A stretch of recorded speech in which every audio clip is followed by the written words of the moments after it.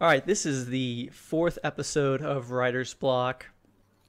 The ongoing joke that we needed to slowly go out into the wild came back at us pretty hard. Like the whole last episode got messed up pretty badly. We are not ready for the wild, as I have figured out. So I'm going back to the 3-man setup. I switched up some hardware on my new computer. Hopefully everything will work out this time. But this week we're going to do Danish Counter-Strike. And when I thought of the show originally, I thought there was going to be more conflict. So I want to go ahead and just start off with MSL, because I saw both of you guys going off on Twitter on how bad MSL is. You're just like, we were popping the fuck off. Yeah. Well, I go to Sam's Twitter, and I'm like, oh yeah, I saw Sam tweet something negative about MSL. And then I look through his Twitter, it's like 15 straight tweets. It's so bad.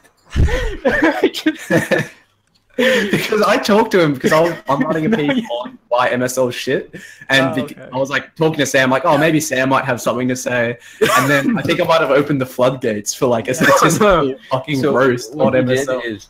What you did is you made me focus on MSL while I was watching the VODs. Yeah. I was watching this Cobblestone game between Space Soldiers and North, and it was just like every round it was either Major, the IGL of Space Soldiers, carrying the round, or MSL throwing it. So it was just like mind-numbingly painful to watch. Like, I love the timeline of your tweets as well, because it starts out just like statistical shit, like, oh, MSL's pretty bad statistically, and then you watch VODs and it's like, look at this VOD for how bad MSL is. Oh my god, MSL is bad. Oh my god, let's retweet Max saying why MSL is bad. Can I just say, because like MSL, I know that MSL has gotten mad at me before for shitting on him unfairly, so I just want to say, MSL, if your team is full of idiots and you need to micro-direct them all the time and tell them what to do and you can't frag, sure, I don't know, it's just from the outside. Okay, from the external world of non-North people, it looks pretty bad. That's all I'm trying to say. Well, here's the thing, like, when I did my Thorns platform video, I did it on MSL. Sam, you did yours on North, North and upcoming talent and that sort of thing, Yugi and Mertz. And then Max, you did yours on Kirby. So we're sort of like a manifest destiny with this topic, but it's like Thorin is like pitting us, and this is like the ultimate end of that equation, and they calculate it out. But I actually think I'm gonna defend MSL. I don't think he's the problem in North right now. Like, that's a tough hill to die on. I wanna let's litigate this. I think like, why do you think that MSL is, like, do you think he's the defining problem in North right now? No. Okay, well, you have a roster, okay? We might disagree on what the primary problem with his roster is, but to me, the primary problem with his roster is it has very little firepower relative to other teams in the top 10. Like, pretty much any other team that you can name in the top 15 has more firepower than them, even like Gambit or something like that. So, MSL is an in-game leader, so you might not expect him to frag, but given that roster, it looks particularly bad when, you have someone that has like a 0.85 HLTV rating. And like, sure, if his teammates were better, it wouldn't look as bad for him, right? But in this team, if you had another in-game leader, that team would be significantly better, in my opinion. So it's just he's the worst player in the world relative to his teammates. I can't see. Yeah, you keep saying that. No, I like, honestly, who in the top 15 is a worse player than MSL? Like, who? I can't. There's no argument outside of him in my eyes. Because if you look, you might argue like Zeus, but like, he has the most flash. Like, at least he plays away and around. Edward's not a bad pick, actually, but I don't know. Like, Edward's pretty fucking gut up, but it's like, at least Zeus like sort of plays around his own weaknesses as a player. Like, he has the most flashbangs thrown on Na'Vi, and like, he sort of, like, his terribleness as a player is like selfless in a way, whereas it feels like watching MSL that like he thinks he's a good player and has like put himself in these roles. Yeah, actually, here's an interesting thing: is people will say that he's just entering so hard that he has bad stats, and he does entry harder than anyone else in the game. Yeah, but he also puts himself in bait setups where he's, like someone's baiting for him. Like, they're like, that's unreal. Yeah, like on CT Cobblestone, he plays the position that Config used to play. Yeah, I think the CT positions in Cobblestone is weird. Kirby's drop now instead of MSL. No, I always thought it was weird. I've always said this in articles that I think MSL has not been incredibly selfless on the CT side, but on the T side, I watch him. You know, like on Mirage or something. He's just like the head duck, and all the ducklings are just falling behind him as they take mid control. He is very selfless in that he does do a lot of entries, but in this current version of the team, he does seem a little bit less selfless on the CT side. But like my thing with him is like, okay, he's a bad player. You see him, he does horrible mistakes. He looks super bad. He like does these horrible pushes sometimes on T. But I mean, the differential between like a good what a good in-game leader would be, like what amount of frags, amount of good plays, and current MSL. Okay, there's still a difference of like acceptable in-game leader play and MSL's current play, but think about the differential between like config as peak and current Kirby, or the differential, the delta between an actual star opper and how Mertz is performing currently. Like I think that MSL like still provides something tactically, and okay, he's not a good player. He might be the worst player in a top 15 team, but it's not that it's not him personally dragging down the team so much as that I don't think he has stars. That's sort of my point. No, so okay, go ahead, keep going. I guess I'm done. Okay, I'm just saying, like, so it's true that it looks bad, but like for other players, I wouldn't say Kirby compared to Config is the best one. I would say like AZ compared to any other player in his position on any other team, statistically is pretty bad, and Mertz. I think the difficulty what AZ's role is Fin North. Define like in a lot of positions he's the I don't know what the term is for this, but how about side entry, sort of like what Twist would do around Palace or around Balcony, places like that. And that place is based on timings and intelligent play, in my opinion. And I don't know if he's not succeeding at that, so I don't know if it's because he's not good enough at finding those timings or whatever, but I'd say that he's doing something like that. If you look at other players like that, if you look at Twists is like fucking amazing. Like he does choke sometimes, but like he has like an 1.15 rating in terms of frag power. That's what he provides, and like except for this specific tournament, Bets Nets, in which he was really he was good, but like that's what he should be, like. And he was playing in shitter teams, I know, but like he was playing well against the decent teams as well. So, like, sure, but for me, the difficulty is you have to focus on Mertz and MSL because they're the people you can replace. Like, it's difficult to see who you got to replace MSL with. You got to go Snappy. Hunden, fuck. I mean, come on. Fetish. No, sorry. I was out of line. Yeah.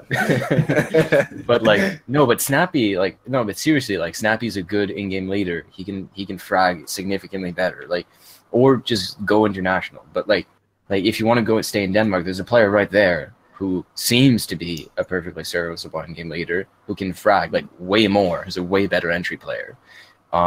And who's also Danish. And in terms of opting, it's the same situation, right? Like you have Mertz, so sure you could say, well, Mertz maybe in a year, he'll be pretty good. Maybe. But Yugi's right there, and Yugi's amazing. I guess he's sick right now, but in the last year, Yugi's been a fucking good player. So it's difficult. Like it's difficult to see how. It's why? It's like when you keep someone like Edward when you have Kashander and Mir that are going to Pro 100 or Pro 1000 or whatever. Like the opportunity cost of keeping MSL, well, you could have another tactically sounding game leader who can frag, who isn't like that, and you can have another opper. Like that's just like. Yeah, I would just say the opportunity cost for MSL over another in-game leader. I think he's still a good tactical player. Leader, he still has all the executes. His team still wins CT sides. His CT sides are really good, I think, as a leader. Yeah, like the way he calls them. But yeah, that would be my argument, is that the differential between him and another leader isn't so great. But in terms of fragging, it's like 10 decimal points. Like it's like someone he frags like 0.55, and someone else gets frag like 0.68. You know, if you had a good fragging leader, you could go 0.68, maybe 0.65. So that is just as much as the difference between Kirby and config, like peak config and Kirby at Betsnet, right? Like that's a significant fragging difference. Like it's hard to just articulate how much of a drag it is on your team when every time or almost every time, literally 2/3 of the time when you entry into a site, you die. Just die. And then it's like you had the caveat that he's traded, but oh yeah, well, and it's also like relative. So you saw Angel at Hellraisers. Like Angel's a legitimate win condition in a round. Like he can take over a round, and he's doing a lot of the same shit that MSL is. So it's like even the contrast is so big to other IGLs that it's impossible to watch and be like content with his performance. Like and I think at the same time as well, in other eras of play, like if you look at 2015, 2016, I think it's acceptable almost to have this like lagging IGL who can add stuff tactically and just 2 stars like Kirby and Valde. And I think you can like dominate tier 2 at that level and like just be disappointed that you're not like taking series off like the top 8 teams in the world. But when you look at teams like let's pretend that Nip doesn't do super well at Marseille's and like whatever, at the upcoming DreamHack tournament in France, and they're like outside the top 10, then let's say like Nip, Space Soldiers, North, Hellraisers, and maybe like Renegades, Heroic, or it's like the pack outside the top 10. Like what makes North unique in that pack? Like nothing. If the only thing that makes him unique is the awfulness of MSL as a leader, a player, and then Mertz's like sort of like undulating chances of success, even though he might not be ready for like a massive international land stage. No. Okay.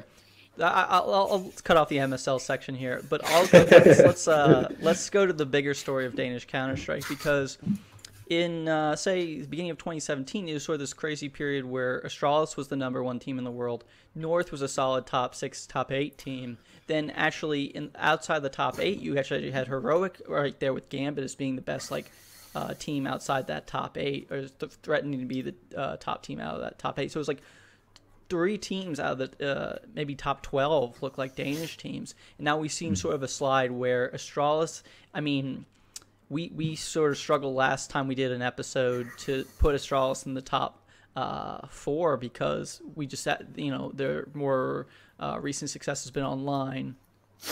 North has obviously looked really bad, as we've seen from this last tournament and the Copenhagen Games tournament where they went out fourth. Yeah, to Imperial.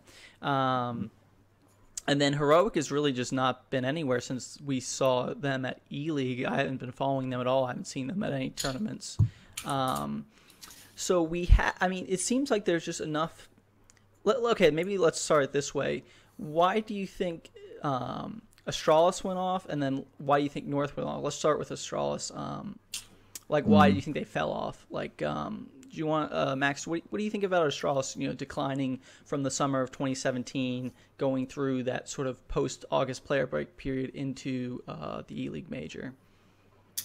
Yeah, it's always weird with Astralis because you can always just see the just the pure fundamental play underneath it all, and it's like Astralis has been the team that I've always been the most hesitant to criticize heavily, because it always feels like when you're watching Astralis that things are making sense, but it's that classic thing like, oh, maybe if they were just hitting their shots, things would go different. So yeah, Astralis has been always like a really weird team for me, and it's why I've always been like not as critical of like Glave's system as much as individual players like Kirby falling off, or like obviously the Alping fiasco at the end of last year, and the variety of like people taking time off and whatnot. And then you can't like, you can forgive them for what they did with their roles and like sort of moving Zipniks around on T side a little bit and constantly changing up like who can get aggressive because of how bad things were. But at the same time, you look at that period where it's like they were trying to like experiment with different things, and it's sort of just like, was that really the Astralis, or was that them just trying to like breathe life into a dying roster? So I feel like a lot of us, yeah, exactly. It's sort of like the decline of them I don't really count as much as, because that didn't feel like Astralis to me when I'm seeing like fucking Zipniks play second entry on T side overpass from time to time. It's like, or jump out of snipers or Mirage. Like that didn't feel like Astralis to me. So I'm hesitant to criticize them as much as I probably should. All right, what do you, Sam? What do you think about Astralis's fall, leading into their roster change with Magic's? I think that when Australis get new rosters, we've seen it twice now. They like do a bunch of new shit and then get really excited, and then so they're pretty good, and then they get the same results and they have the same system, and like when I have a feeling when you're doing the same thing over and over again, like it's not that you don't like it, but it's you don't feel like super fucking excited all the time to start playing. And then we saw like what happened at Blast. Like as soon as Blast happened, you saw Kirby tweeting like, "I fucking love CS," and then, oh my god, this is an amazing game. And, like because as soon as they started playing loose, he got excited again, right? Yeah. When you're playing departure from the norm. Yeah, it's just so drudging and shit. So I think that when Astralis first form a new roster and they're not used to, or they're not caught in habit, so they're inventing new strats and all that, they actually play differently because they're playing within their system more aggressively, more excitedly, more impulsively, and then they get into a routine, and then teams figure them out. Obviously, a lot of teams. Same cycle was like structured teams just face. Yeah, but like out of any other team, like when you ask another team who they like playing against the most, like they'll say Astralis because they're just very predictable. Like if you're talking to G2 or someone like that, like they just like playing against a team where they know what they're going to do. Because if you're an aggressive team playing against Astralis, like you can make your plays knowing exactly what they're about to do on overpass, let's say, if you're Fur or something like that.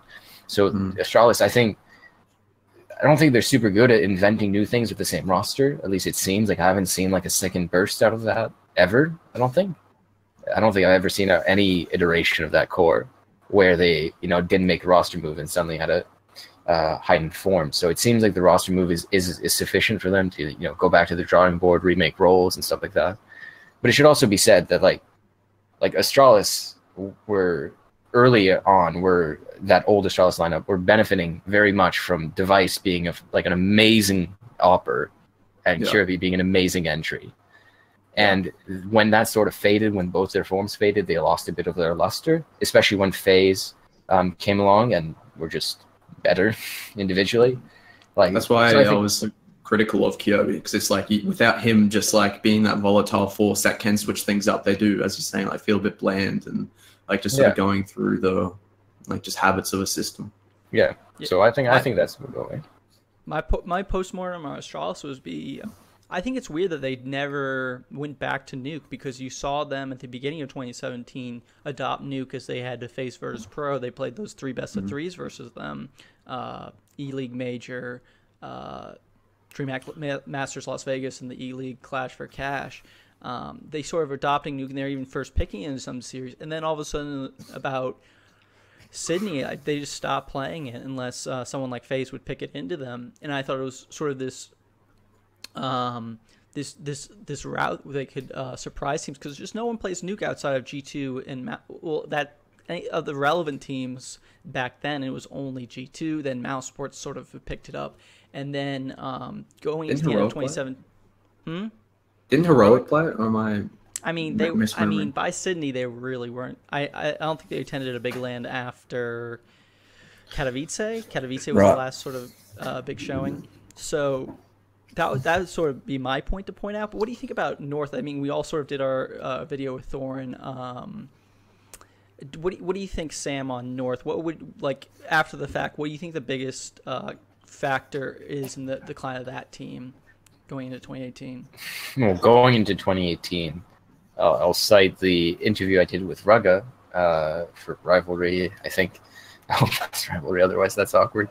I think it was for Rivalry. So I did an interview with him, and I asked him, like, because obviously he was the coach back then, like, why was that team so bad towards the end? Because they were like I guess relative to now, it doesn't seem that bad, but but back, for their standards, it was pretty shit. And basically all he said was, like, config was amazing, no one else was good.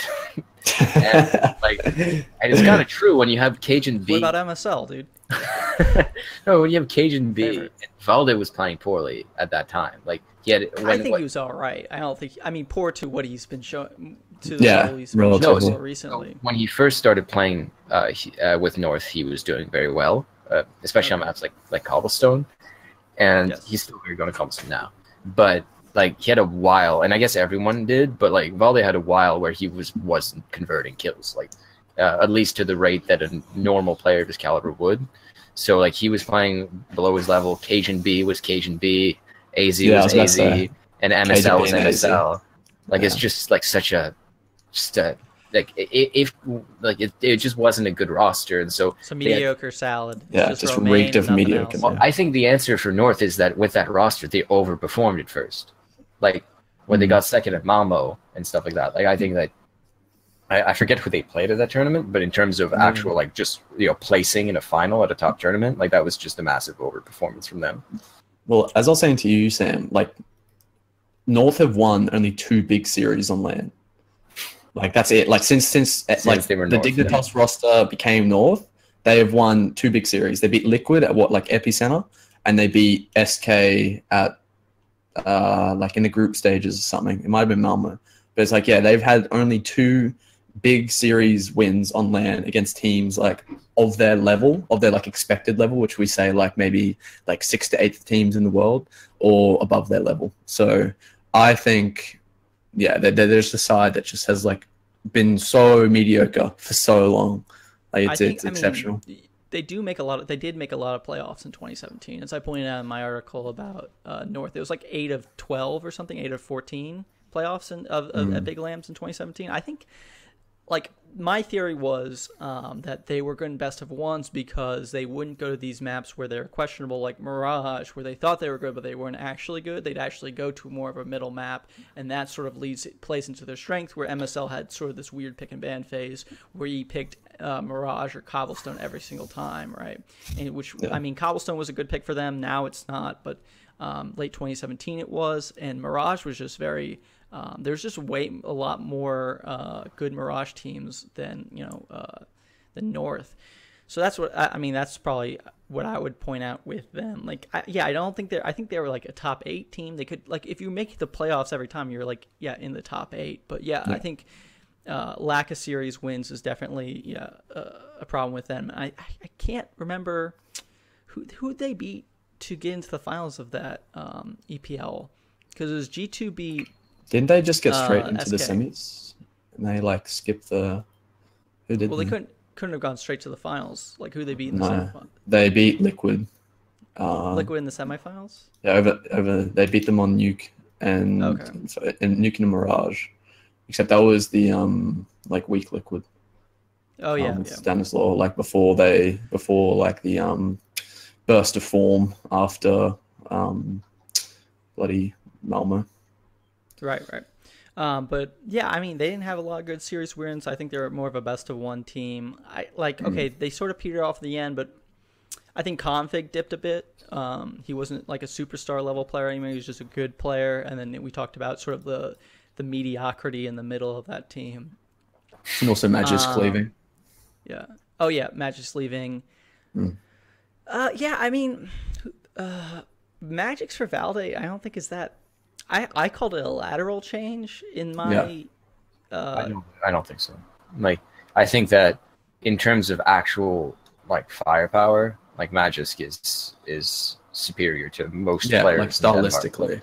Yeah. Like the change. So like you can say that maybe like Valde's as good of a player as useful of a player. He might be more useful of a player. Yeah. But if you're looking for star power, no. Like, right. Like I've always said that Valde should be North, right? Yeah, right. But I've always said that Valde should be Zipex. Like, he doesn't play like Zipex right now, but his toolkit is that of, like, that's what he should be doing. And he has to be the star of North as it is. Yeah, or he wants to, or whatever. Right. So, but okay, so I think. Yeah, I thought of it as being sort of lateral, but you definitely have a point. Like, just the roles aren't really great on North, I guess. No. But going into the roster changes, I know Sam did that show on Rivalry, and then Max, what did you think of the Danish shuffle? Did you think? I think I was surprised. It's so hard to talk about it knowing the results now, though. Like, because I was hyped when I saw the North roster, because like I get very, very easily excited when I like see young players. Like when I saw Mertz, I'm like, oh shit, dude! Like MSL finally has like an aggressive Warper. This could happen. But then it's like watch a bunch of Mertz's povs, and he's just it just feels like and it's so rare that you like hear people say he's not ready, like as a player type thing, and you see in game, and it's just like, oh yeah, he's just sort of getting outdueled. But in the .NET series, like against Hellraisers, like he was very, very clearly just like out of his depth in terms of like being able to deal with Hellraisers like pressure and their T side, and just how he functioned as an AWPer was like, oh okay, there's some big holes here in the game. And so yeah, it's pretty hard to like retroactively tell how I felt about it at the time, especially now that I know. Did you remember how you felt about Kirby for config? Yeah, because I was happy in a way just because of how I saw Kirby as a player on Australis, and like just yeah, I feel like there was something that's going to happen just because North had just been underperforming for so long, and I was like, oh, you know, maybe if Kirby can get like, and I still think that's true. Like I think Kirby's a lot better on North than he was on Australis. Like he's not forced to be that like volatile force that he was on Australis. He's not the one that's like being forced to change up North's game. Like if anything, he's given a lot more room, and I think he looks, well, at least we've seen far more of his skill set as a player, and we see that he's like way more than just the headshotting machine that he sort of was made out to be as the entry in the second entry on Australis to Dupree. I think his decision making and the way he approaches the mid round is far more than what I thought it was, and the way I'd characterized him as a player. But I guess that just sort of fucking happens if you just play under a glaive system for like long enough. I feel like that just rubs off. The textbook becomes second nature. So I think Kirby looks really good on North, and I think that yeah, in that sense, it's like done well for his career. But at the same time, with MSL, and he's not going to get into a single land for like a month now because of it. So, all right, Sam. I remember watching the rivalry show, but just remind me. I remember you saying some crazy shit like Yugi's the best opera in the world. Yeah. Oh, it really did. Sam said that. That's so surprising, man. I would never have thought that. I don't think I made a podcast about this. I don't think that Yugi's the best opera in the world. I think he's like, you know, Kenny S. The best player in the world. No, he's just like Kenny S. You know, he's not that sick. But I think that when I made the podcast, I thought quite adamantly that it should be. So I knew that Dupree should go back to entry, like I was, and he has, so that was good. I liked that. What I didn't like was what I wanted is the mid round player, or like I normally call it like the connector player, just because of overpass, but I wanted that to be Device as a rifler. He wanted to opt, that's fine. So Yugi, I think that Yugi is probably a better opper than Device. Really but, interesting. No, maybe not right now, but like I think that he has a better skill set. So, like, and I also think that Device is probably a better mid-round player than Magis. So, but not that Magis isn't a good mid-round player. It's just that I remember Device in 2015 just echoing in my head that I wanted to see. So I would have liked to see Yugi instead, but Magis worked well in terms of roles. It's like I asked Glaive this when it first happened, and he said like, "Oh, this is exactly what we wanted in terms of roles." Like, Dupree is so much better at entry than he is at playing connector kind of role, which makes sense. I mean, Dupree has like one of the most underrated things about Dupree is that he has actually like fucking amazing aim, and really good aim. Like look, his deagle is insane. Yeah, like he's like Rain, but like people never. I guess it's because he's an older player. He's not like new or anything like that, but he's like Rain, like in terms of aims, right up there. Yeah. So as an entry, he's amazing, and we hadn't seen it for like a year, but it turned out great. So that was great. But that's not the whole story, though. We could have never expected it to be as good as it has been, at least online, because the Astralis players are playing way better than they played when that roster move happened. Like every player is playing better than they played by the end of that roster, like by a significant margin. Like Zipex is pulling out crazy clutches. Device is playing like he's Boxik or something like that, or Simple, but making crazy peaks. Device now looking up to Boxik. You're laughing at me, but I actually think that Boxik is the second best opera in the world. So I think like everyone's just drinking that fucking Boxik and Yugi Kool-Aid so hard. Yeah. No, but he's played a lot of lands, so this is not just this. Hey, I'm not disagreeing, man. Like Boxik's insane. I'm not. I tied him with Device in my podcast, but I think that like if Device is playing the way he is online. I just love the idea of Sam just in a room by himself, just like literally what I did. Yu-Gi Boxik and Device, just the only three things he talks about. That's literally what I did. That's so no, but I think that like if Device can play the way that he's been playing online, which is like really weirdly aggressive, like he's been doing some crazy shit. It's actually not been great sometimes because he's not that good at playing that style, so he gets punished more so than you'd expect someone like Simple to get punished. But he's been playing really aggressively, and he's doing incredibly well. It's just that because it's online, possibly. No, the thing is, he doesn't normally play like that online. Like, at least I've never seen him play like that online. So, now that I've watched like a plethora of online games from Astralis in 2017, but like that wasn't a characteristic. But I think that all of the players are playing with a ton of confidence right now. So, if they can maintain that confidence going into lands, like if they win Marseille, then sure, like they're gonna keep playing like that. But if they let's say they get bust out and they lose to like SK in the quarterfinal or something like that, or Navi, something like terrible like that, then maybe they Device starts playing safer and Zipex starts being a little less crazy and stuff like that, and their form will decline. But for now, the Australis players are playing like peak of their careers in those respective roles, in my opinion, at least online. Do you disagree? I haven't seen the I didn't review the online games. I feel like it's like going to a fine dining restaurant and still getting like a McDonald's meal at the end. It's just like it's still online, it's like why go through the effort of reviewing it if it's not a LAN game, because I disagree. Don't know if that's going to carry over. I mean, you can pick up tendencies, like I'm sure like people's defaults will carry over from online to LAN, and I think roles will stay the same, and I think map pool will mostly stay the same. I think people will experiment much more online, but I watched them. I was looking at their games at I always messed up Star Ladder and Katowice because they're a week apart, but I think it was Star Ladder was that the tournament where it wasn't the Swiss best of 3 opener, it was that weird bracket thing. I don't know. Star Series had the Star Series. Yeah. I think but I was watching them. I think they looked really good. You see, like you guys were talking about, Dupree on entry. I think Device wasn't playing aggressively like Sam was saying online, but he definitely looked like in form. He didn't look anything like the bad E-League Device. So so they did real well. They even beat Liquid. Liquid's been a good team, maybe even a top 5 team at that time in a best of 3, and then they go up versus FaZe in the semifinals, and they lose 2-0.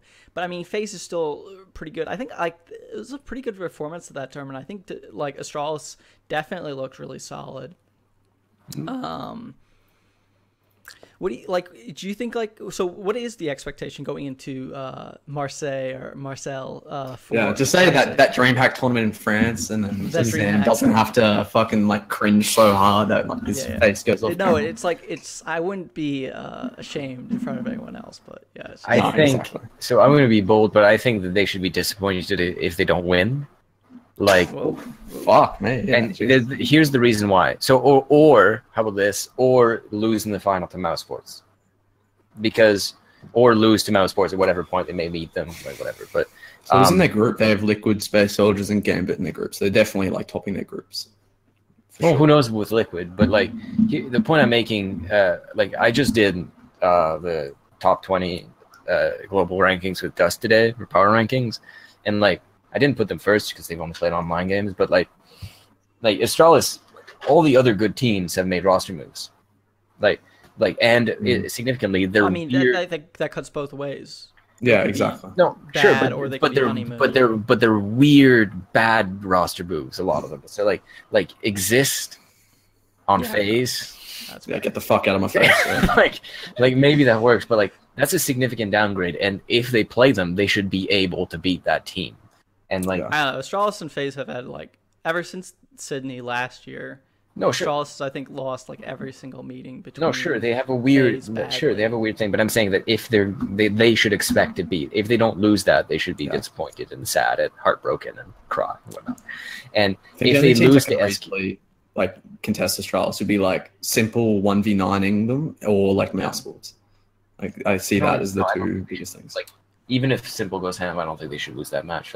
Well, what not, man? SK, like, if SK turn out to be amazing, maybe, like, sure, but, like, that's, like, only if SK are, like, so amazing that they win the tournament. And what about G2 if they pull out, like, a bullshit, like, honeymoon mixed thing? They have such a superior roster. Yeah. Like, so, like, I don't know. I have to watch G2 demos before doing a piece of content, but, like, so I haven't watched them, but, like, they don't have a good roster right now. Like they have one, like, if you want to classify like S players, like S tier 1 players, they only have one really, like, and maybe you could say Apex, like, but it starts to look shaky when you have a player like Mixwell who's consistently underperformed as a star player, so he probably won't be a star player on this team. And then you have Body, who isn't I know you really like Body, Max, but is he? I know. Like, full applause for Body. Was that it was just just the. I'm on that shit, boys. But in terms of frags on the board, he's not particularly amazing. So who's putting frags on the board for that team? Remember, this is French CS, so like maybe NBK becomes super strategic, but then pound for pound, Astralis is still a better individual team, and they have Glaive compared to NBK. Like, they shouldn't be losing that match. And they have the better opera right now. That's a hot take, but I stand by that. What, Device over Kenny? Dude, I don't think Kenny's been that sick. I haven't watched enough to be blasphemous, man. I'm just gonna stay. I'm gonna stay faithful to the deity. I'm so trigger happy with operas. Like, I'm so ready to shit. On you are just ready to just like say the most fucking unreasonable things when it comes to offers. You know what? It's because people don't give a shit. Like, when it comes to, if you say that if you say someone's better than Cold Zero, people will get really mad at you. Oh, really, dude? I've not experienced any of that. No, like obviously I'm an advocate of the hashtag Nico team, but like people will like totally disagree with me when I get a lot of flack whenever I say that. So except from Angel, but otherwise, to them DMs, please. Answer your DMs, please. And then actually my DM that I sent to Angel was about Boxik, which he never answered. Interesting. But, anyway. Also, their coach or whatever responded to a little tweet. Yeah, but how about we fix that shit up, Hellraisers? Let's get that in order. I run for Cybersport. I can get you all fired by next week. Like, see, what you're witnessing, anyone who's watching this, is like people that aren't part of the Counter-Strike scene or don't have any presence, just begging to talk to people. Just wanting so bad to have a conversation. I think two out of three of us in the call can say that. Scott's like this fucking transcendent being that just like consumes data like fucking Rain Man and just like makes. I don't like sending DMs, dude. It's like you were talking about talking to Ruggo. One time I sent him a message and he was like, "Yeah, we're starting an association to talk to you. Like, we need a legal entity to be between us." Like, yes, you do. Yes, you do. So if you're talking to a team with an official org, you need to contact them through their press. So an Australian CS, dude. I just like message people in Australian CS, and they just break down like not only the like roster, but like their life story and like who they're dating. It's fucking awesome, man. That's why domestic Counter-Strike just like. But anyway, Sam, what is your top 5 right now? Let's get this out on the podcast. Let's get to this. I divided them into tiers. Okay. I think it's a little dumb to say like you have like some players like way like better than others when they're about the same. So the S tier is S for simple. Hashtag new Gimp. I love that guy. He's the best he's the best player in the world. In fact, I think that he's probably just the best form of anyone that I've ever seen. Yes. Like maybe Kenny S back in the day that is the rumor, but like I didn't watch the game on the same attention. 2017 Nico, like peak Nico 2017 was pretty fucking nuts. Maybe yeah, maybe, but like up there, like definitely like up there. I've never seen a rating like his. So, simple, and then I put Boxik and Device. I think that like those players are right now like in really good form. Sure. But I admire your courage saying that in public. But they're in really good form, and they can play a kind of opping that I really admire, where they can anchor and they can get opening picks. Very versatile.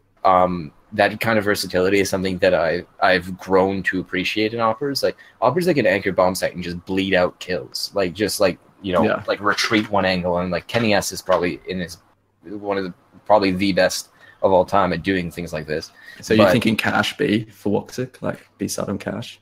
Yeah, sure. Or like no, but the thing that made me flip out and record this podcast was I was watching a round of Boxik, okay, and what had happened previously is that North had attacked the B bomb site on Mirage, which Dead Fox anchors 3 times, and Dead Fox had died all 3 times, and they had lost the round. Dead Fox, man. So man's not bad. Man's not bad. Oh yeah, but he's a bad anchor. So, and then what? I don't know if it was Boxik's decision or Angel's decision, but Boxik went there and solo held B site. Oh yeah, that was against North. Yeah, I remember. Yeah. And he solo held B site. He got 1 kill, retreated, and then jumped in the other side, got another kill, and then got a leg shot that should have been a kill, and then he died. Mad about the physics of the game. Boxik's op better.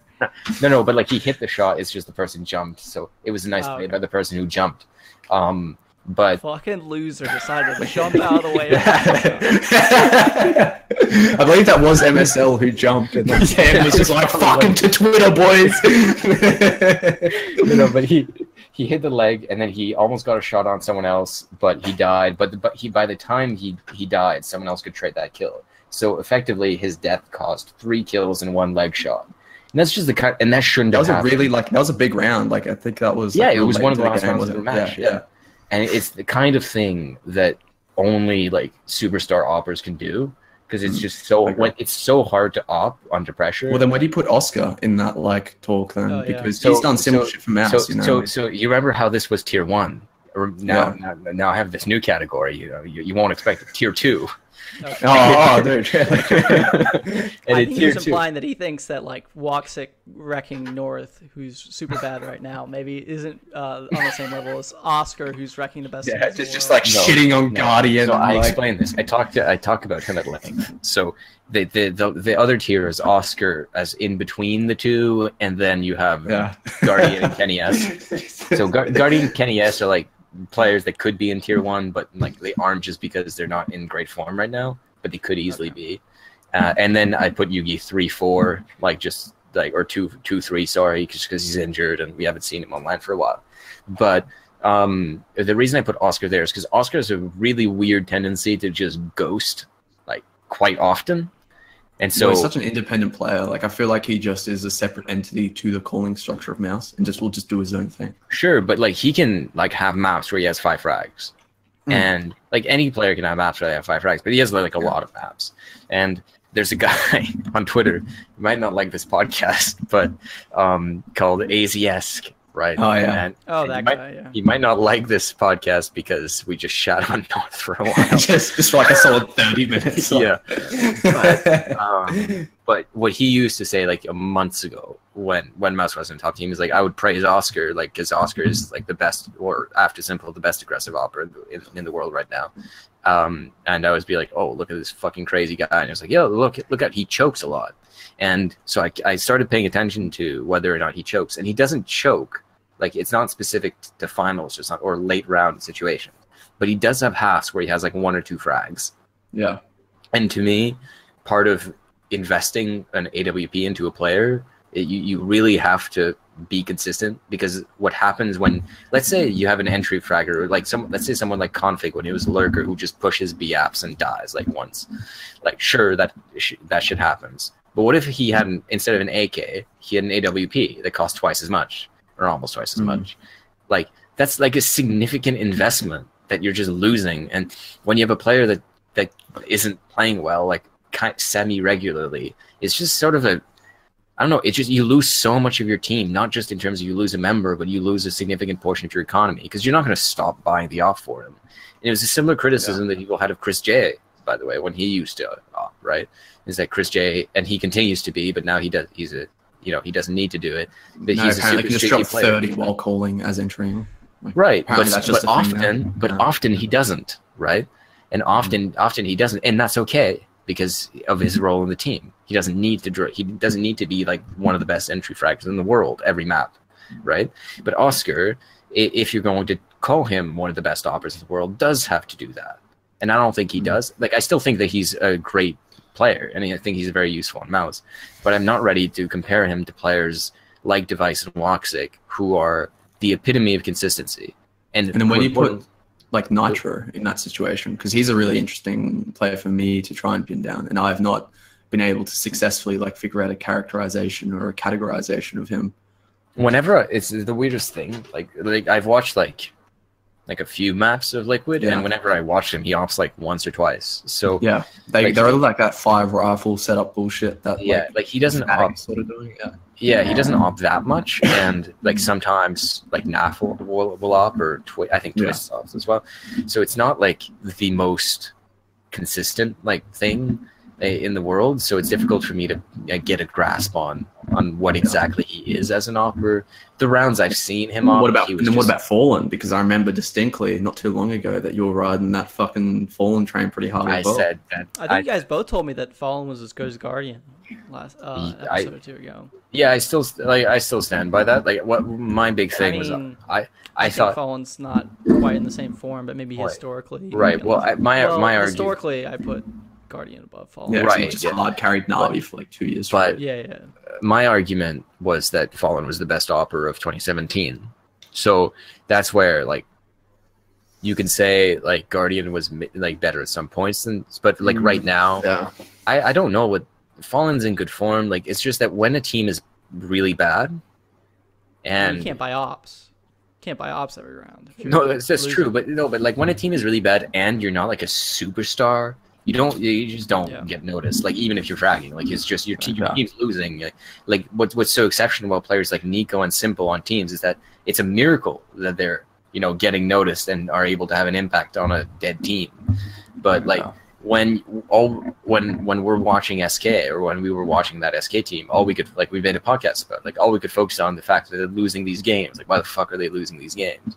And Fallen wasn't a reason that they were losing these games. We're not going to focus on why they might be winning games, because that's not what we're focusing on. They're losing them, right?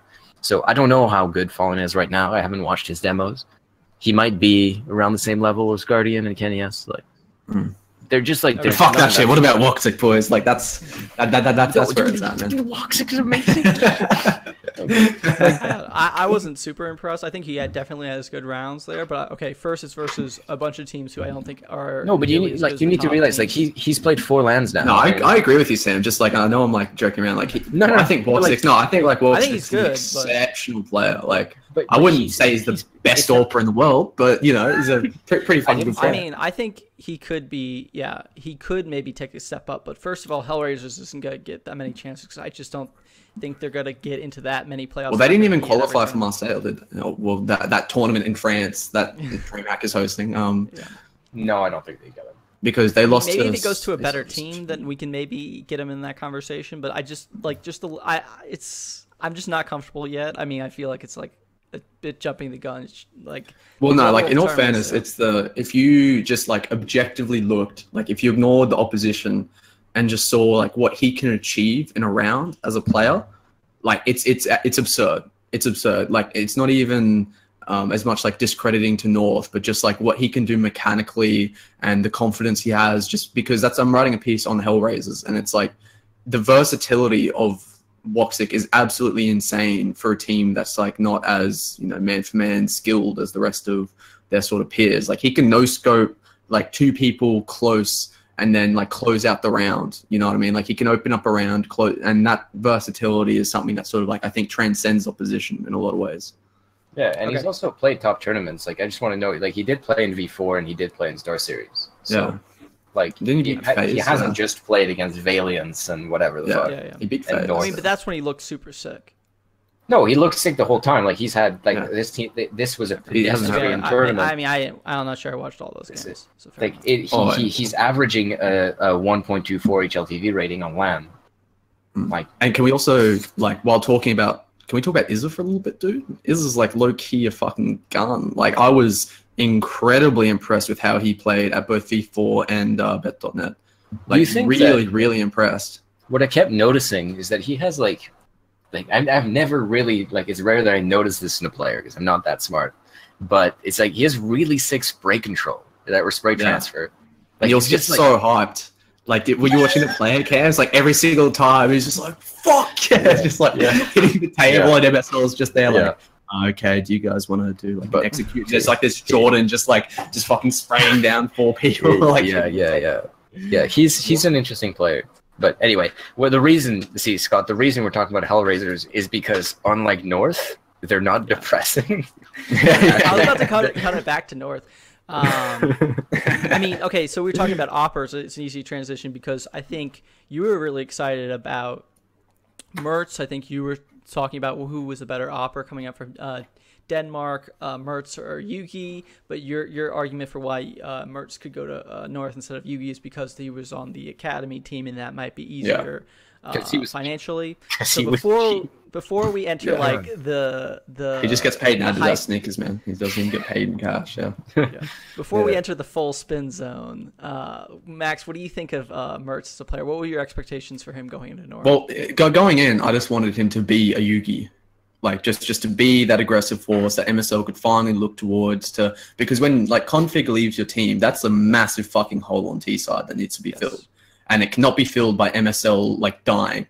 So I would love, in my head, I was like, all right, if you're going to be getting rid of config, like maybe let's try to get like some of that second entry magic happening with Kirby, get like Mertz to be that aggressive T-side force that hopefully he has a good rifle as well so they can run like these looser setups. And so in my head, that's what it was looking like. And I think on CT side, like some of that's definitely still true. And like, as you pointed out, Sam, when we were having the chat, like you were, because I was critical of his CT side play in as far as like, I don't think he can hold an angle as well as he should. And I don't think like his decision-making when he isn't playing well is like, it crumbles. And I feel like when you're an AWPer, like you just have to be that resolute pillar that like can maintain the CT side if everything else is going to shit, except it felt like he was the one going to shit, which is just the worst thing you can do as an AWPer. But I definitely think like the flip side of that is that he's still very impressive, like a bit getting aggressive on CT side.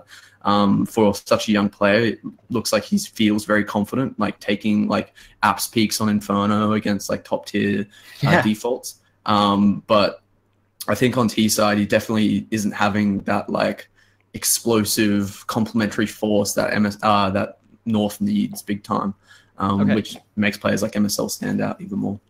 Yeah, my impression of him, and you can tell me if I'm wrong, Sam, is that I thought that he wasn't especially impactful on T side because I think he's sort of playing like a weird like Skadoodle role where he's in the back of the pack a lot of the time, and he's sort of doing a lot of post plant stuff. But then like I don't think his decision making is very good in the post plant. I think sometimes I see him like sort of panicking and rushing and being a little frantic, and it sort of does look like he lacks a little bit of experience, or that he's so confident in his own abilities that he like tries to force things, and it doesn't always work out.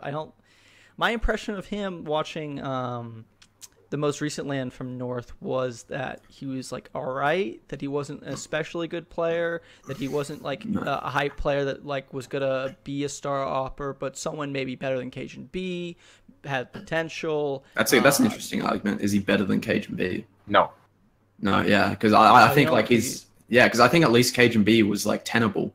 Like, he wasn't exceptional, but like he was at least he didn't fuck up the post. Yeah, exactly. So whereas I think Mertz is that classic thing, like do you pick up the young player who's inexperienced and will be like have a very high variance in what he can achieve, or do you stick with like the stable veteran who'll just give you the same thing?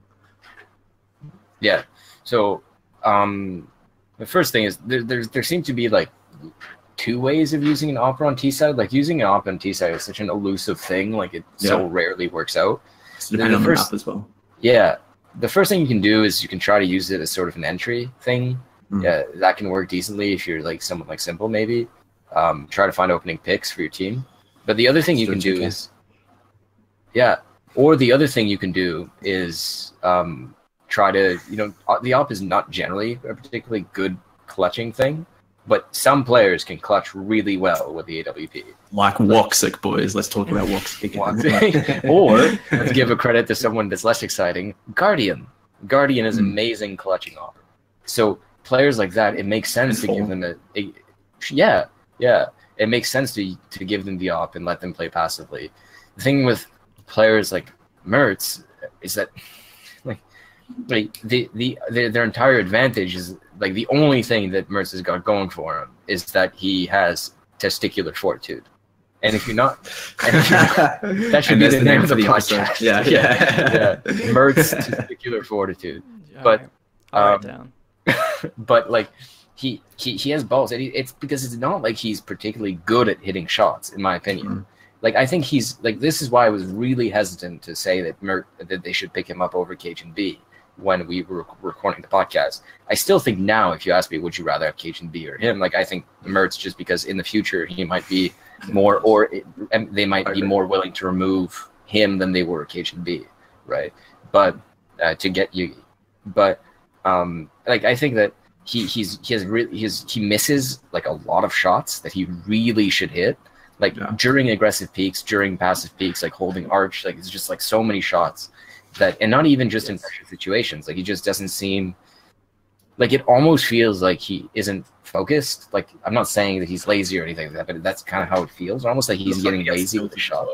Like every time he misses a shot, like on the player game, like every single time, it's like, oh, this is bullshit, you know? Like no, he gets really killed. Yeah. What the fuck is this? Who the fuck is Boxik? Like checking the Steam profile. He's got 80 hours. Oh my god. Yeah. And what do you think about a comparison between him and Dracon? No, I like that. It's just that Dracon is way more impactful. Yeah. More impact rounds, more big 3K rounds. Also, dare I say, also more stable in CT side. Yeah. Also, dare I say, he makes fewer mistakes. Yeah. Like Dracon, which is saying a lot.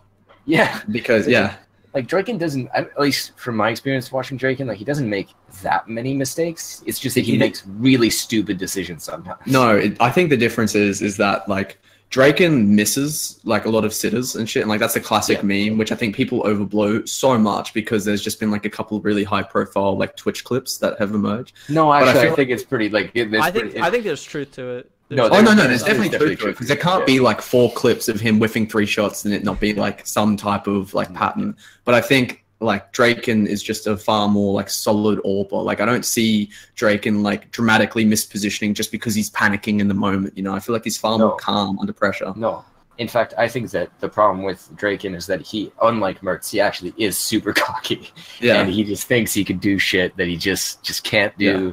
Like push 5 Glocks with a Mac 10.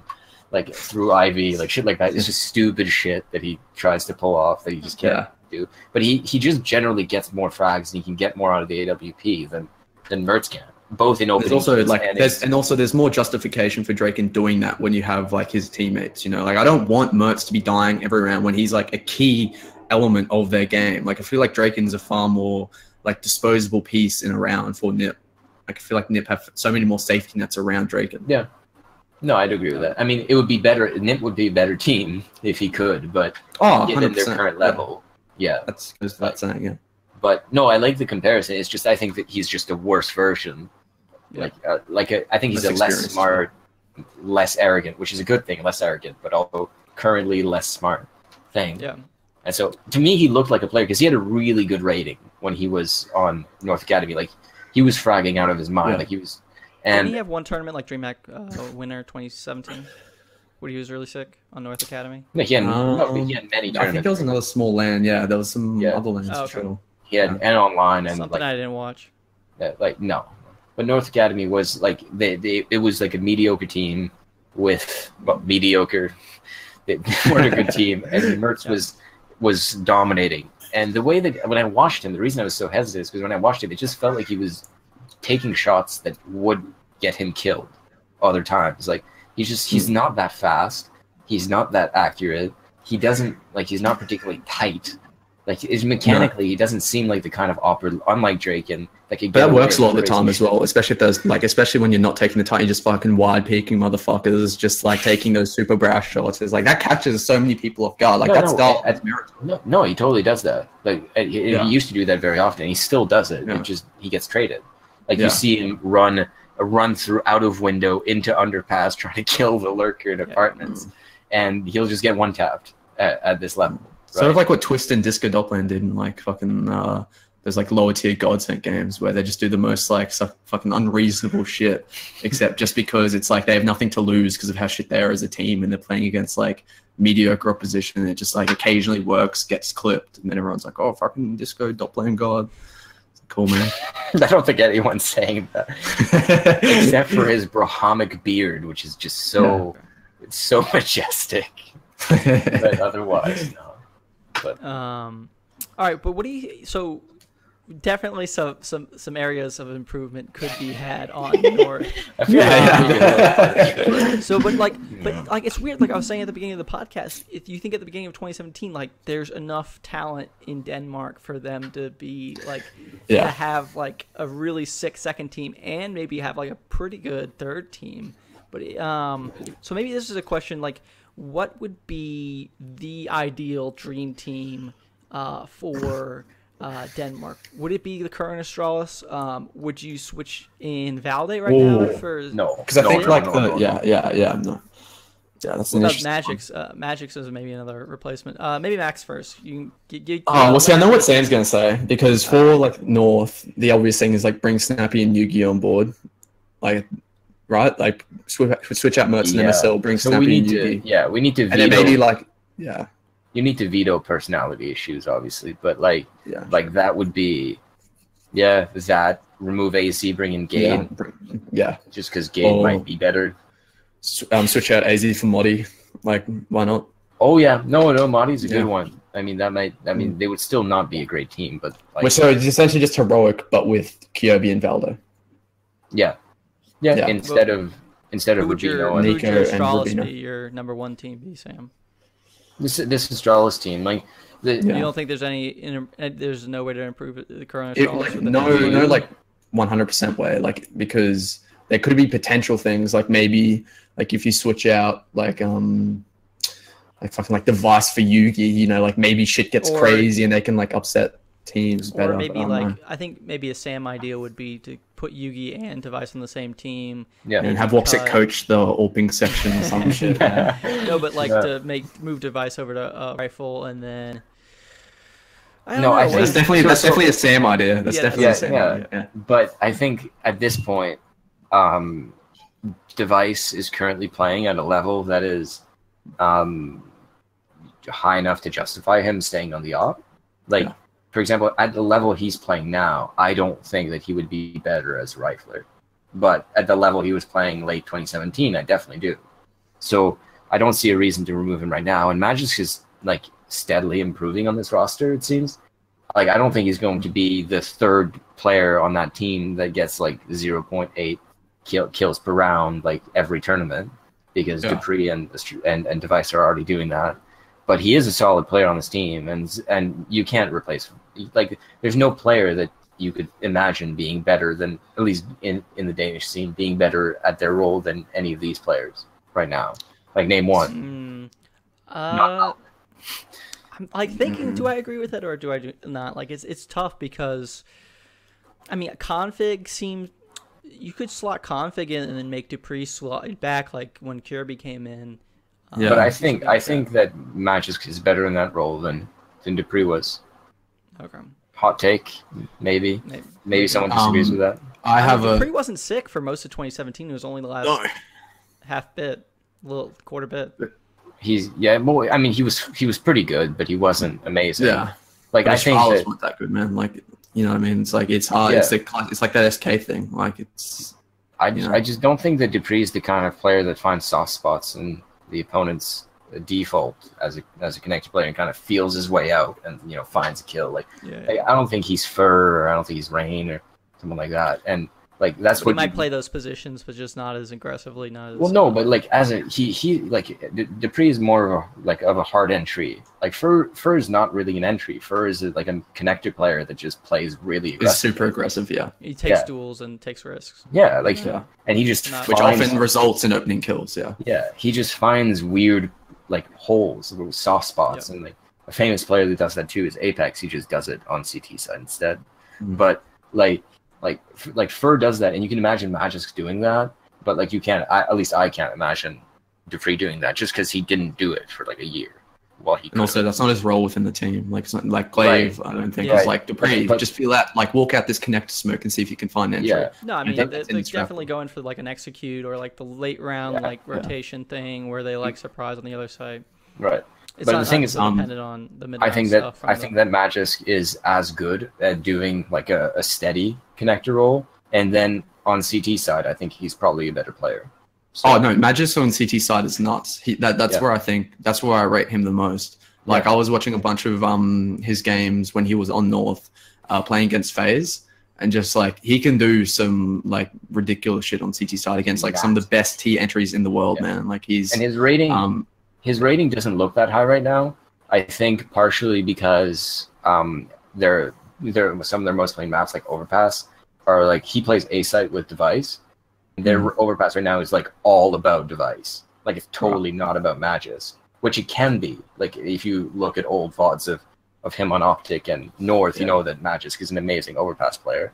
But like right now they're riding Device's form. And so for now he's playing that. But like Dupree can't do some of the shit on CT side that Magis can do. And so it just adds another dimension to that. And I think that you'd be hard pressed to find. I don't think the config would be that much better than Dupree on entry right now. Like Dupree is probably the best entry fragger in the world right now. Config. I mean, if you could go by online games, config. What has been I just seen Reddit posts. Has he been lining up online? Config. Scott, if you think I've been watching online games of Optic Gaming now, I need you to dramatically rethink of what I'm doing in my spare time. That's no, I don't. Because he had that one for game. Counter-Strike right now. A little. Yeah, we haven't had a big tournament in a while.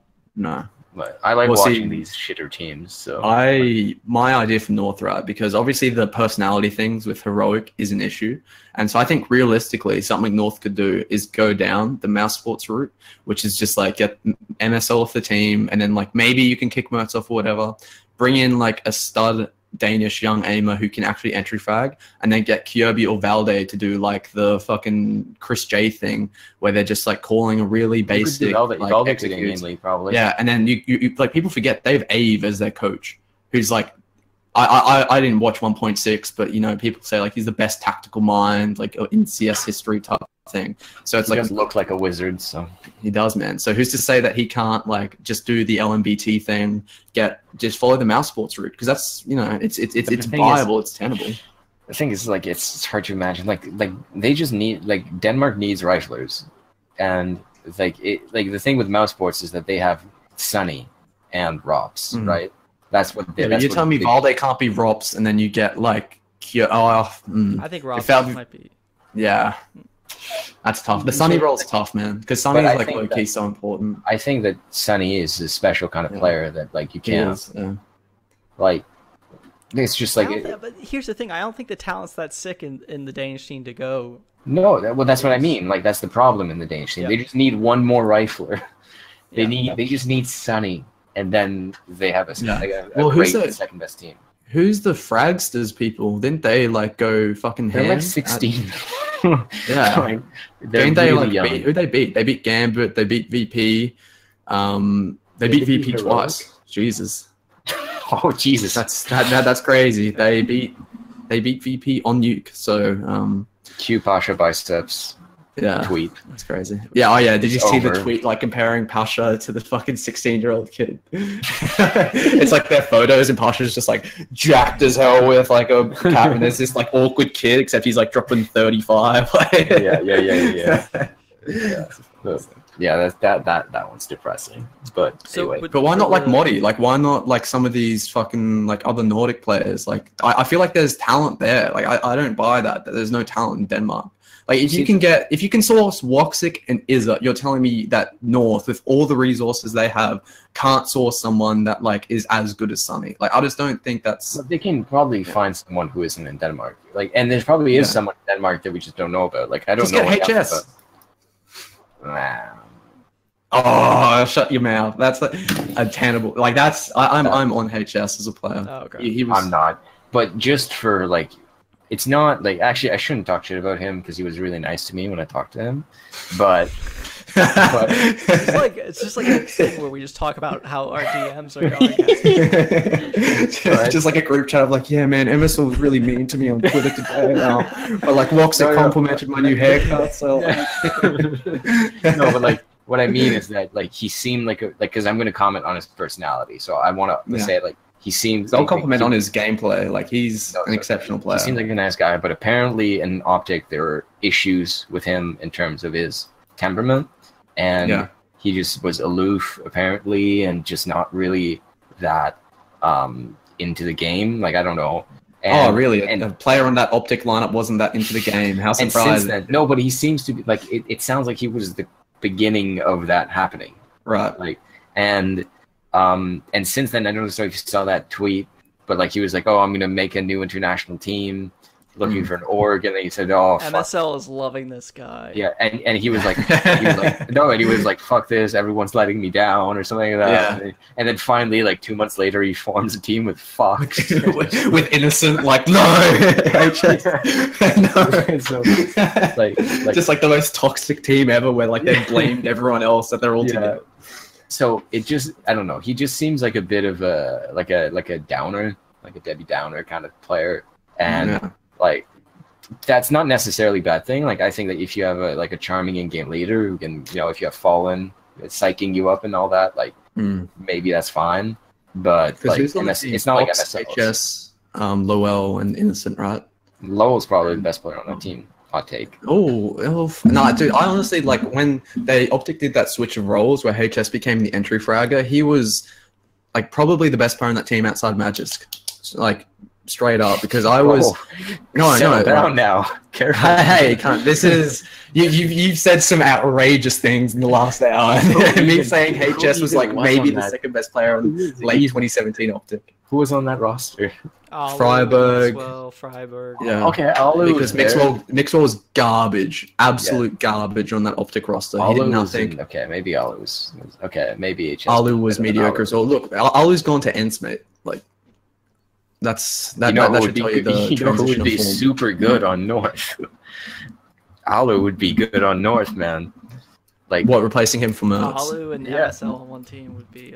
Man, there'd be some exciting post-match interviews. Let me tell you that much. That would be. Dude, no, but have you like? Alu's a fucking sick person. Have you seen that photo? Speaking of testicular, at Las Vegas, where is? No, he has a picture on his Twitter. It's still up. At least like it was like 3 months ago. His dick out, yeah. Yeah, no, that's his dick. It's just his testicle. Oh, just his testicle. Nice. His testicle and his friend's testicle.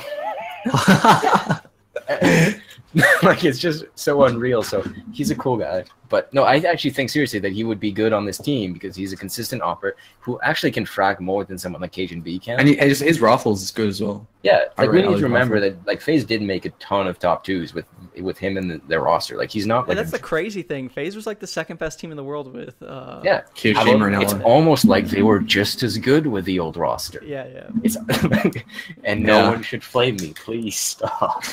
Please stop.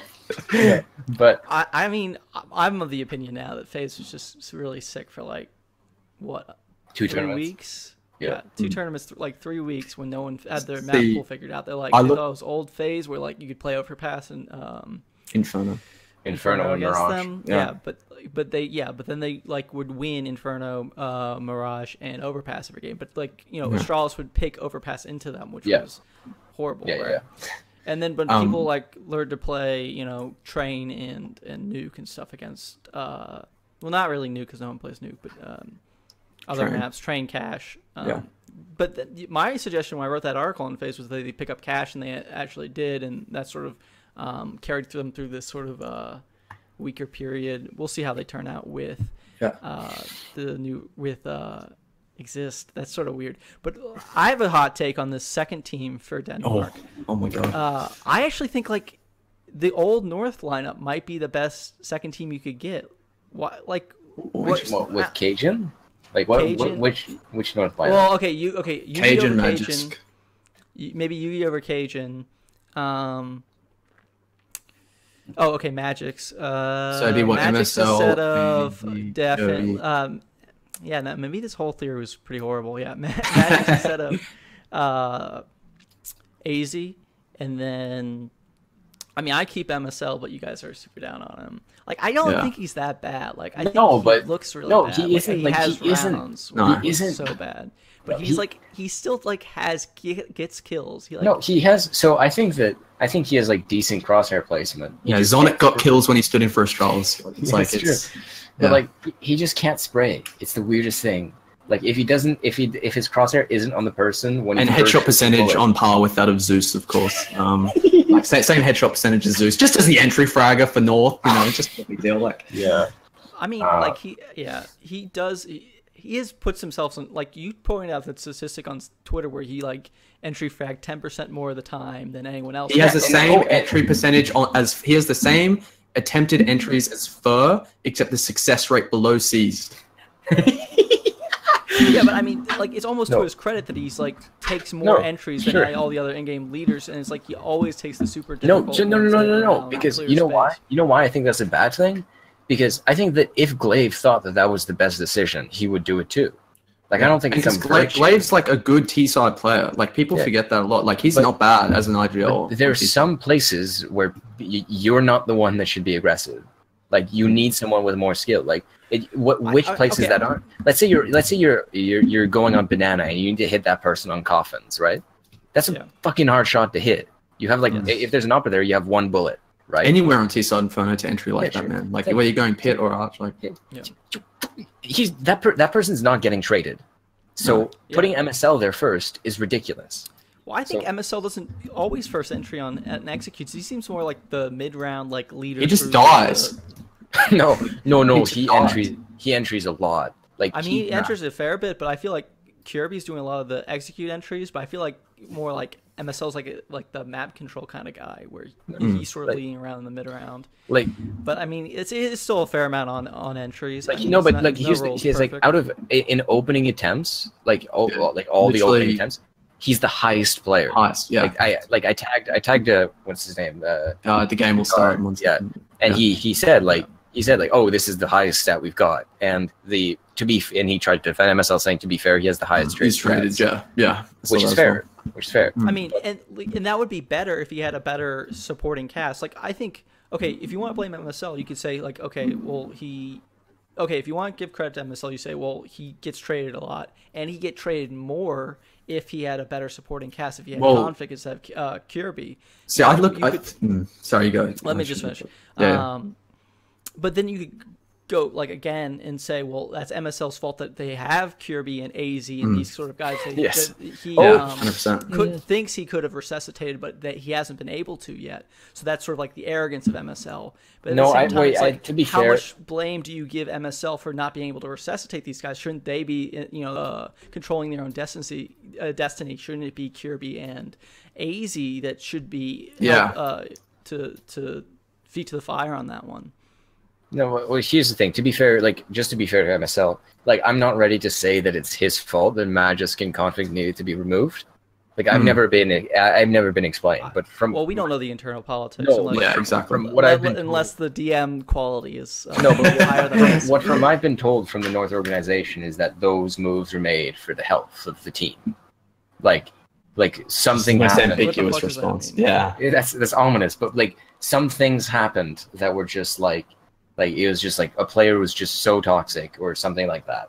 It's probably config. Config drops 40 in an online game and then sees the level that MSL plays at doesn't flame him. No, fair enough. But my point is that it seems like those players were had personality issues that were difficult to contain, and it's I without knowing the specifics, it's difficult to say MSL as a leader failed him by letting him be. He wasn't dominant enough to contain that personality or something like that. We can't say that, but I think what we can say is that even if you have the sickest player, if you're entrying and most of the time you're let's say you do an entry on a site and it's a 5v5, right? Yeah. What you're doing is you're putting yourself, and your MSL, you're putting yourself 2/3 of the time in a 4v5 situation, hoping that your death gets traded. Now the thing is that the most of the time the traded death is far from guaranteed. And it's far less valuable than the entry that he could have gotten. Yeah, true. And second, that person needs to win a duel. That duel isn't free. There's a ton of duel. Yeah, it's a favorable duel, but it's not oftentimes that person will lose. He should win it more often than he loses it. But we've seen a ton of situations in which someone like Nico just fucking, just gets one tap and then one tap gone. My contention is they don't have a guy on that team that could be a bullshit. Right? You just had Astralis be one of the best teams in the world with Kirby as their second entry.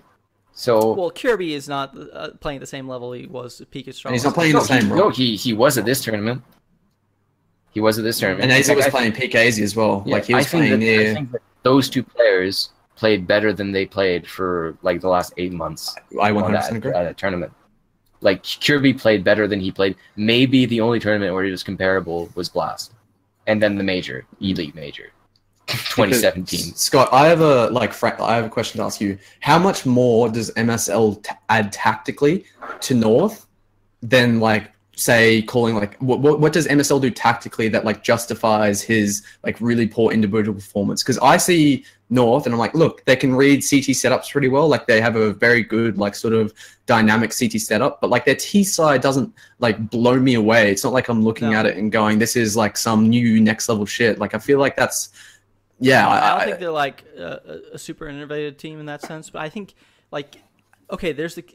You joked before the last episode that I'm like super into Gambit. Like I wrote all those articles on Gambit. You are, yeah. I've done all those videos on Gambit. I'm like, yeah, I am kind of obsessed with Gambit. And you saw what like I was always of the line that it was about their CT size that was good about that team. I dug that. I was super into that storyline, and no one went along with it. It was like, oh, hey, I tagged you on that thing on Twitter. I reckon that piece is one of the best articles written in 2017, where like Taylor 2 Gambit. It was good. Yeah. But like that was my thing. I thought like, okay, their T sides, like they're good. They're consistently getting 7 to 9 rounds. But like the games that matter, is when they get the games that they win. The really big games is when they get the CT, like 10 to 11 CT rounds.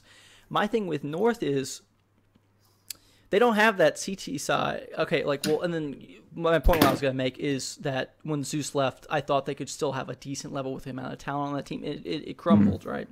I mean, your contention is that, okay, Snappy or Hunden or whoever you want to say.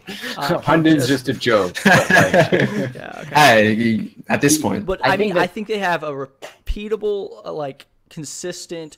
Like it's not super flashy. It's not like Gob B where they're coming up with super like avant-garde strategies. Like, but like I feel like it's like a consistent routine. Like, and then they'll play with pace. They're not as tight as I think people like to assume that like MSL is like literally like moving chess pieces around the and that's what pissed me off when people say like, oh, MSL is like a god tier IGL. Like I can see that if you look at the way he reads CT setups. Like I'll give him credit for that 100%. That impressed me a bit on that, especially against Angel, who's not like exactly the easiest T side in the world to read. But yeah, it's like it just feels like, oh shit, things aren't working on T side. Let's like exec A mid round. You know what I mean? It's not like it just feels so weird. I think that the reason I think the reason people think MSL is a tactical genius is because he has some executes are just so sexy. Yeah, like, some of the executes he makes, like Cobblestone, is like the current Cobblestone is built by MSL. Like he made that thing, and like he just has the sickest executes, just flashbangs. They're just like on that map. I think and not going to give any credit to Nip there. Like fucking Nip in 2017, like late 2016 on Cobble. They did some shit to that map that a lot of teams hadn't seen. Well, that's true. That's true. But what I mean is like there's some really sick B executes that MSL created. Yeah. That like comparable, I think, to the famous Astralis execute on Overpass. They're just like just flashbangs that every team uses now. Like, and I think MSL comes up with a lot of interesting frag grenade like spams too. Like on the sure, sides, and like all those things are great. But like, why can't MSL do that as an analyst? Yeah, exactly. You know what I mean? Like, none of those things are required for him in game. Like, I don't see something in game about MSL that is so distinctive that he deserves to be on that team above any other player. He's the only through line for this entire North roster. Like, just look at it like he's the only. This has like been North is an overachieving team rather than underachieving team. Oh, in the long run since 2016. Yeah. Oh well, okay. If you include Dignitas. Like relative to winning Epicenter. Dignitas was overachieving for that one man. 100%. Yeah, but. No, they had a couple. I think that's a storyline that people overplayed was just Epicenter because they had some top fours going in back in like the WSG European but I think qualifier. I think that was their actual level, and then they overperformed, and then they just they were shit for a while. Well, Magis go. I mean, E-League, I think they would have done better if they were put on the opposite side of the bracket. They played SK in the quarterfinals at the E-League when they were still like a top 3 team. They lost. Sure. SK. And wasn't that a really close series? Wasn't extremely close. It came down to it was. Believe this or not, they Yeah. used to play close series. They used to almost win these games. That's why people like them. That roster with the Dignitas roster underperformed in 2017. That was still 2017 right? That feels like a while ago. No, 2017 was when they joined North. Yeah, North, no, that's what I mean. But going- like as North, that matches config lineup underperformed. Yeah, because it's the same. It's like essentially the same I thing. think they should have been like the. I mean, I still think they were top. Like, who would you put outside the big four in 2017 before the August break? You had obviously Astralis, SK, Immortals, FaZe, and G2. No, like how about that? Like fifth, sixth, like it's like like King Navi popping sort the of fuck in there. off. How about that Immortals. period? Like, how about that period where it was like, before the run of form with SK winning like 5 lands in a row, where it was like, FaZe are pretty good, Astralis are pretty good. Like, why can't North beat those two teams? Like, because remember back then, it wasn't the case that FaZe was just a mad firepower team. Like, that was super overblown. Like, they had fucking Kiyoshima and Alu. They weren't sick. Like, in terms of, they were actually, like, they were a better team as a team than they are now. But and like, Chiefs beat them at IM Sydney, like the best Australian team, like knocked them out of the IM Sydney bracket on Nuke. Yeah. Well, So, then they go to EPL Season 5 and make the finals, and they made the finals again at DreamHack Masters. Beating who though? They beat Mamo, Liquid, but and that was a then had some different best of roster. ones. But like the point is that like that team was like got so close to winning a ton of like when they lost to when Magic's got a 30 frag on a CT half on Cobblestone, and they went like 13 in the quarterfinals, quarterfinals, and we went 13-2, and then they lost. They lost that and that was CT Cobblestone. And I believe that was after he went from Magisk Boy to Magisk, and it was like his coming of age ceremony where he just gets tilted off the face of the earth and he like becomes a man. I mean, but Magic's was never the same after that tournament. That ruined him. Yeah, he just became an alcoholic. Just that memory that one half of one. No, but like that. But what I mean is that there were a lot of moments like that with North where it just which is why they're so frustrating. Yeah, which is why back then they used to be a team that looked like they were close because they were getting these close series against really good teams. And I think they were a pick and ban phase away. Like if I controlled the pick and ban phase, or if they win, someone other than MSL controlled the pick and ban phase, I think they would have been a better team. Yeah, a better team. I think they would have won a couple more series. Yeah, I think they even played FaZe close or decently close at E-League Season 3. Yeah, FaZe was sick. Were they? Yeah, except there was that weird timeout thing, and then fucked them up. Yeah, dude. But what MSL said in that interview he did with you was pretty sick. It looked pretty crazy that like he thought that they were gonna win, or he said something ridiculous that like it was all the timeouts. No, he said, "I don't want to make excuses, but we didn't cope great under the timeout. Like we didn't do great under." Yeah. I think he wasn't quite making an excuse as much as he was explaining that like they fucked up, but the way they fucked up was the timeout happened and they didn't cope well with the fact that the timeout was like 40 minutes long. Yeah. And you have config there like just fucking raging. Just like so tense the entire time. You get all to speak. Yeah. So like that's so funny. And that's when I created the narrative that no one picked up on, but I think was actually quite astute, which is that they used to just consistently be bad on the second half of series. Like they just couldn't. Like it's like they couldn't stay resilient at that point. But like the point is that used to be North. They used to be a team that could almost beat teams, regardless of whether they deserved to beat them or not. They could almost beat them, almost beat top teams. And now they're just losing to like Hellraisers. I mean, they're like Gambit. They're your Gambit, right? I mean, they're just like so far. Yeah, okay, it's too depressing. Yeah. I love how every single team that like we all research real specifically is just like fucking husks. Like now they're just completely fractured. We all trying to find different hype trains to get on. Like, oh shit, Boxik, come back. Alright, I think we've gone long enough. Is there anything in the end of the podcast? Any begging for clicks that we want to do? Or I'm sorry, MSL in the North. Yeah, I don't want to slide people. Like the thing is, I feel bad whenever I criticize players so heavily because like imagine if you were just writing and you were competing to write and you just weren't good enough. Like how depressing is that? I would have no idea what that feels like. But like you just can't quite cut it. Like And so to me, that's like one of the most sad things I can imagine. But you know, whatever. MSL's done well for himself in CSGO, so I hope that he copes well with this criticism if he bothers watching. If he did watch, I assume he closed it within 5 minutes. Within 30 seconds. He did like that huge laugh in the first 30 seconds of the show. Yeah. I hope one day when MSL's like 80, he just goes like over our Twitter timelines and it's just there, like a single tear rolls down his cheek. Like, thank God he doesn't follow me, man, because goddamn, that would have been a bad. Speaking of follows, DMs are open. That follow button, baby. Jonta, DM me. Yeah, Hellraiser. DMs should be the name of the show. All right, that's it.